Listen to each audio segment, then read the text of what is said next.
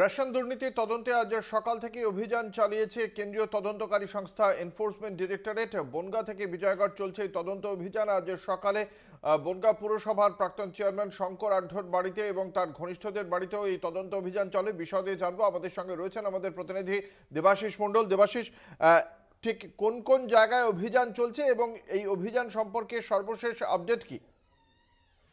দেখো অঙ্কুর, আজকের সকাল 7টা থেকে বনগাঁ শহরে বনগাঁ পৌরসভার প্রাক্তন চেয়ারম্যান শঙ্কর আঢ্য তার বাড়িতে তল্লাশি শুরু হয়েছে। পাশাপাশি শঙ্কর আঢ্যের পাশাপাশি তার শ্বশুর বাড়ি তল্লাশি শুরু হয়েছে এবং শঙ্কর আঢ্যের ভাই মলয় আঢ্য তার যে আইসক্রিম কারখানা রয়েছে বনগাঁ শহর থেকে 7 কিলোমিটার দূরে গাইঘাটার থানার যশোর রোড লাগোয়া একটা আইসক্রিম কারখানা, সেখানে যেমন তল্লাশি চলছে। পাশাপাশি শঙ্করের দুজন বিশ্বস্ত কর্মচারী তাদের বাড়িতেও 2 জায়গায় তল্লাশি চলছে।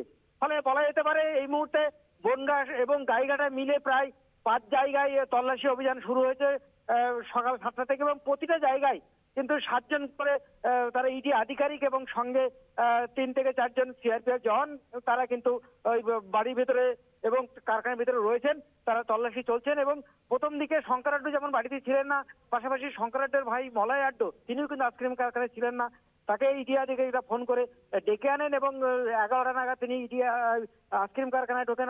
মলয় আঢ্য এবং শঙ্কর আঢ্য একটু দেরিতে বাড়ি ঢোকেন এবং তাদেরকে এই মুহূর্তে তারা একদম শঙ্কর আঢ্যের ভাইকে যেমন জিজ্ঞাসাবাদ চলছে, পাশাপাশি শঙ্কর আঢ্যকেও কিন্তু জিজ্ঞাসাবাদ চলছে এবং তার শ্বশুরবাড়ির লোকজনকে তাদের কিন্তু জিজ্ঞাসাবাদ করছে ইডি আধিকারিকরা এবং সমস্ত ব্যাপারটা খতিয়ে দেখছে যে তাদের সঙ্গে আর কার কার সঙ্গে যোগাযোগ ছিল, কি লেনদেন ছিল, তার কাগজপত্র খতিয়ে দেখছেন এবং শঙ্কর আঢ্যের ভাইয়ের সঙ্গে তার কোন রকম অর্থনৈতিক লেনদেন ছিল কিনা, কি ধরনের যোগাযোগ ছিল, সমস্ত ব্যাপারটা ইডি আধিকারিকরা খতিয়ে দেখছেন।